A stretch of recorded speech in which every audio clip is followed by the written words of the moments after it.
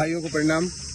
आज दिनांक 1 मई 2025 सुबह के 9:20 है मेरे भाइयों। आज मजदूर दिवस की सभी को बहुत बहुत शुभकामनाएं, है ना। क्योंकि ये एक महत्वपूर्ण दिन होता है जो संगठन मजदूरों के लिए काम करते हैं, मजदूरों के अधिकारों के लिए काम करते हैं, मजदूरों की व्यवस्था के लिए काम करते हैं। आज मैं जो आपसे बात करने जा रहा हूँ वो करने जा रहा हूँ कि हमारे वेदों के अनुसार 4 अवस्थाएं हमारे जीवन की होती है। सबसे पहली है बाल अवस्था, फिर किशोर अवस्था, फिर युवा अवस्था और वृद्धावस्था। तो इसके अनुसार अलग अलग आश्रमों की बात कही गई है, अलग अलग व्यवस्थाओं की बात कही है।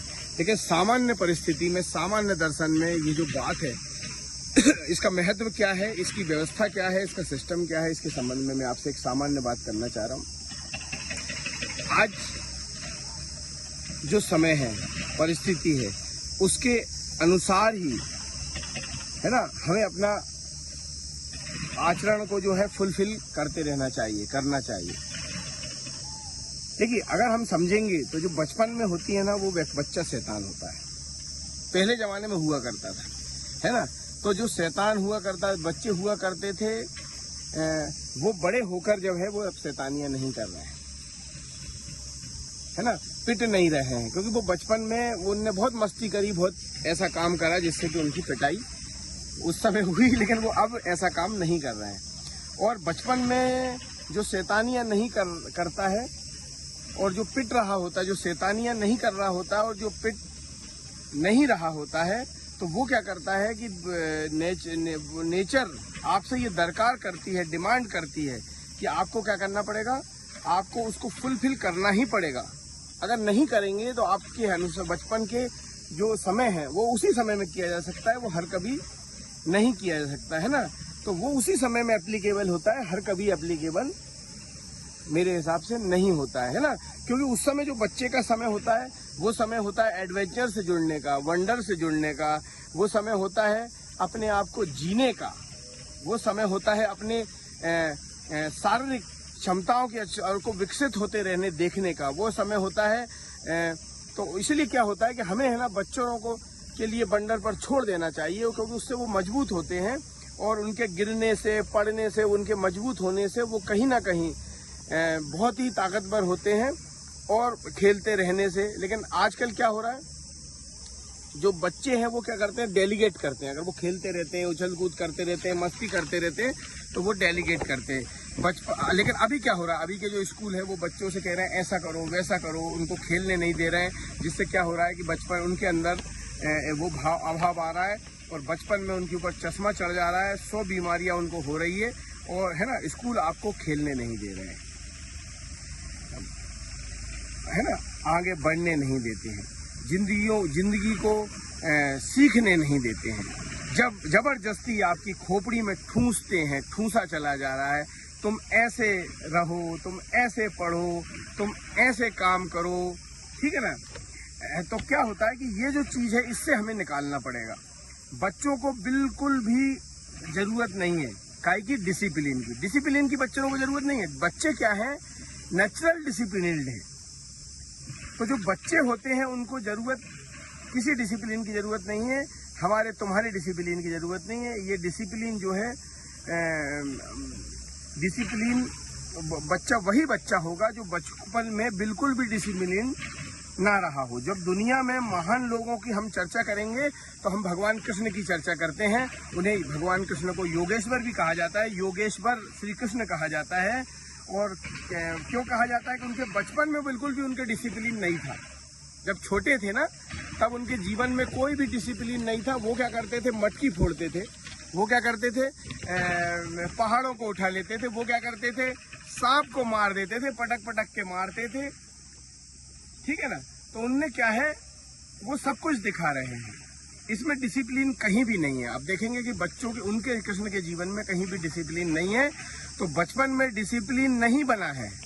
बचपन में खेल कूद जरूरी है। बच्चों की जो होती है ना, बेइज्जती बर्दाश्त करने वाली होती है। बच्चे कुछ भी कर रहे हैं, हम लोग झेल जाते हैं, कहीं हमारे बाल नोचे, कभी हमारे हमारे भाई नीरज ठाकुर ने एक बार कहा कि यार बच्चा मस्ती कर रहा था, मेरे सर के ऊपर चढ़ गया, बाल नोचने लगा, मैंने उसे एक चपत लगाई।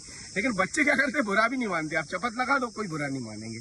तो जो बच्चों का झगड़ा जो है बहुत प्यार से भी निपटाया जा सकता है, इसलिए बच्चों को झगड़ने दो, ठीक है ना।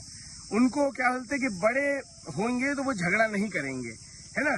तो आप समझ गए, बचपन को पूरा जिएंगे तो आपके जो है बॉयहुड को भी पूरा जीतेंगे, ठीक है, जीते हैं, अवस्था को भी जीते हैं। जो बाल अवस्था क्या है, सब फुलफिल करने की कोच होती है। जो बाल अवस्था होती है वो सब कुछ आपके अंदर, सब परिस्थितियों से आप आगे बढ़ जाते हैं। अगर आपको अंगूर खाने की इच्छा है तो पापस कहेंगे अंगूर खाएंगे, बिस्कुट खाने की इच्छा है तो पापस कहेंगे बिस्कुट खाना है, तो पापा जी लाके भी देते हैं। क्या होता है कि ये जिज्ञासा है और उसके जिज्ञासा का समाधान हमें, तो वो अपने ड्रीम को तैयार करने का समय होता है। जो बचपन होता है वो ड्रीम को तैयार करने का समय होता है। टीन एजर जो है वो ड्रीम को तैयार होने दो, है ना। जब बचपन में वो आगे बढ़ जाएगा तो फिर जो टीन एजर होगी उसमें जो किशोर अवस्था होगी उसमें वो क्या करेगा, अपने ड्रीम को तैयार करेगा, ड्रीम को तैयार करेगा और ड्रीम को तैयार कर वो अपने दुनिया को बनाएगा, है ना। और आप जानते हैं कि दुनिया की जो बड़ी बड़ी क्रांतियां हैं, जो दुनिया के बड़े बड़े युद्ध हैं या बड़े बड़ी सोचें हैं या बड़े बड़े सिस्टम हैं, वो कैसे कब ईजाद हुए, जब किसी किशोर के विचार से ही वो प्रकट होता है। कोई बुद्धों के विचार से कोई क्रांतियां नहीं हो रही हैं, है ना। जब टीनेजर युवा लोग सोच लेते हैं, जो परसों ही हमने देखा जब जिहाद के विरुद्ध युद्ध लड़ा, उसमें टीनेजर नए बच्चे जो थे वो ज्यादा थे, ठीक है ना। जो टीनेजर थे वो थोड़े ज्यादा थे। आप देखिए उन्हीं के युद्ध से थे। बुढ़े तो बुजुर्ग तो समझा रहे थे, लोगों को गलत बात समझा रहे थे, लेकिन कहना कि टीनेजर ने क्रांति के संबंध में बात करे तो वो क्या करते हैं, अपने सपने गढ़ते हैं। उनको अपने सपने गढ़ने देना चाहिए, उनको बोलने देना चाहिए, उनको सवाल पूछने देना चाहिए, उनको अपनी क्या बोलते हैं, अपनी दिमाग से जो भी सोच रहे हैं उसकी खोज होती है, उसको खोज करने देना चाहिए। उनको हाथ नहीं लगाना चाहिए। टीन एज क्या है, ये प्यार को एक्सपोज करती है, ठीक है ना। ये जंग को एक्सपोज करती है, जंग की बात सोचती है। ये वो चीज है कि ये कमाई को भी एक्सपोज करती है। ये एक फास्ट नेचर है, ये फास्ट तरीके से। जब आप जवान होते हैं तो आप क्या बोलते हैं, आप सीख कर आते हैं, गिरना पड़ना सीखते हैं, ठीक है ना।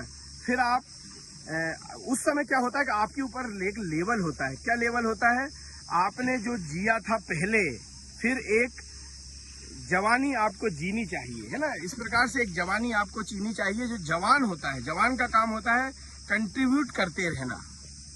अब आप उससे निकलकर जवानी में आ गए तो जवान का काम भी क्या है, कंट्रीब्यूट करते रहना।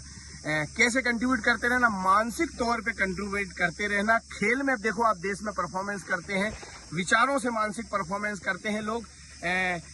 उसके बाद इकोनॉमिकली भी वो मदद करते हैं। आप देखो बड़े बड़े जो काम है, अपन देख रहे हैं कि इकोनॉमिकली भी लोग बड़ा बड़ा काम कर रहे हैं दुनिया में। वो कंट्रीब्यूट जो करना है इस तरह से, वो दुनिया को करने के लिए, चाहे जवानी को दान करने के लिए भी, जवान लोग जो होते हैं वो दान भी अच्छा करते हैं और उनको करना चाहिए। तो मेरा ये कहने का नहीं मतलब है कि किसी को दे नहीं दो।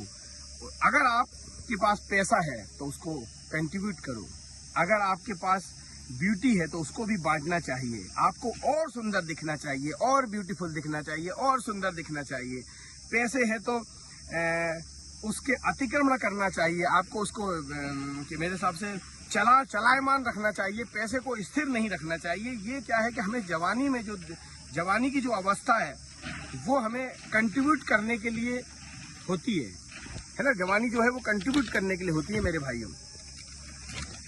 जो मूल बात है, जब आप क्या बोलते हैं, प्रौढ़ हो जाते हैं, जब आप प्रौढ़ हो जाते हैं, इतनी जिंदगी जी कर सीखे होते हैं, अब उसको लोगों के बीच में डिलीवर करना है आपको। प्रौढ़ अवस्था होती है वो समझाने के लिए और समझने के लिए होती है। वृद्धावस्था होती है जो कुछ जिंदगी में आपने अनुभव किया है या जो कोई भी अनुभव से पाया है, वो राइट है कि रॉन्ग था, उसके बाद भी अगर वो रॉन्ग भी है मान के चलो, तो हमें क्या करना है, पीसफुल रहना है। अगर वो राइट था तो पीसफुल आप हो ही, अगर रॉन्ग भी था तब भी हमें पीसफुल होना है, क्योंकि रेस्ट इज द पीस। उससे बढ़कर कुछ बचता ही नहीं है हमारे पास एक उम्र के बाद मेरे भाइयों। तो हमें क्या करना पड़ेगा, लाइफ को हर एक एज में उसके नेचुरल अवस्था के साथ जीना पड़ेगा मेरे भाइयों, है ना। तो लाइफ जो है वो जिंदगी हमें एक बार मिलती है और उस व्यवस्था के साथ हमें जीना पड़ता है, सोचना पड़ता है मेरे भाइयों। तो हम जब छोटे बच्चे हैं तो ये हमें वैदिक परंपरा भी सिखाती है, और हम नेचुरल भी इस घटना से प्रेरणा ले सकते हैं कि जब हम जीवन जी रहे हैं तो हमें क्या करना है कि बच्चे हैं, उछल रहे हैं, कूद रहे हैं, खेल रहे हैं, सब मस्त ले रहे हैं, मजे ले रहे हैं, तो वो हमें लेते रहना है, क्योंकि जो डिसिप्लिन है वो बच्चों के लिए नहीं होता है। और बच्चे हमेशा उससे जब अगले अवस्था में जाते हैं, जब किशोर अवस्था में जाते हैं, तो जो बचपन में उन्हें सीख चुके होते हैं, अनुभव ले चुके होते हैं, उसको ही वो आगे बढ़ाते हैं, और उसको आगे बढ़ाकर ही वो अगले विचार तक पहुंचते हैं। और जब वो किशोर अवस्था में आते हैं, तो जो किशोर अवस्था होती है वो उनको प्यार करने की अवस्था होती है, दिलदार होने की अवस्था होती है, मस्त होने की अवस्था होती है, प्यार को समझने की अवस्था होती है। तो मेरे हिसाब से उसमें छेड़ना नहीं चाहिए, उसको वैसा ही जैसा वो चाह रहे हैं, उनके जिज्ञासा के जो प्रश्न उठते हैं उनके जवाब देना चाहिए और उनको आगे बढ़ने देना चाहिए। और जो उसके बाद की जो अवस्था होती है, जो जवानी होती है, उस जवानी में वो कमाल चुके होते हैं, कंट्रीब्यूट करने की उनको आदत होती है। तो अगर उनके पास ज्ञान है तो वो ज्ञान को कंट्रीब्यूट करेंगे, अगर उनके पास पैसा है तो वो पैसे को कंट्रीब्यूट करेंगे, उसको प्यार है तो प्यार को भी बांटेंगे, तो प्यार में और सुंदर दिखेंगे मेरे भाइयों। तो क्या है इस प्रकार से। और जो वृद्ध अवस्था होती है वो सोचने और समझने और समझाने के लिए होती है मेरे हिसाब से। तो बड़ा बेहतरीन तरीके से ये जो फलसफा हमारे वेदों ने बताया है, इस फलसफे को हमें समझना पड़ेगा और उस हिसाब से हमें अपने जीवन को ढालना पड़ेगा। अगर हम ये करने में सफल हो गए तो मुझे ऐसा लगता है कि हम सभी के लिए कुछ अच्छा व्यवस्था और चरित्रों का निर्माण कर पाएंगे, जो हम कहीं ना कहीं देश और समाज को प्रेरणा देगा और हमें आगे बढ़ाएगा मेरे भाइयों। आज के लिए इतना ही। आज दिनांक 1 मई 2025 सुबह के 9:20 हो रहे मेरे भाइयों। धन्यवाद।